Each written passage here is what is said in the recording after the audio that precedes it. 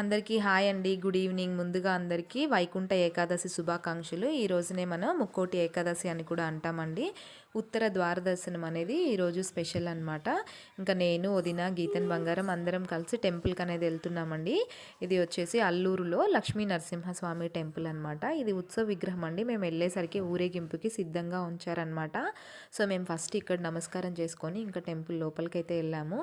కొంచెం క్రౌడ్గానే ఉందండి. ఈరోజు స్పెషల్ రోజు కాబట్టి ఇంకా మేము చక్కగా దర్శనం అనేది చేసుకున్నాము. లోపలంతా కూడా ఎక్కడ లోపల మెయిన్ మూల విరాట్ని అయితే వీడియో అయితే ఏమీ తీయలేదండి.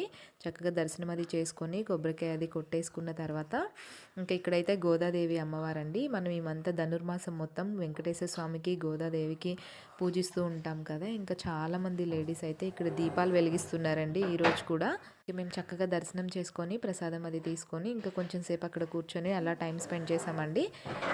వీడియో నచ్చితే like, share and subscribe to my channel. Thank you.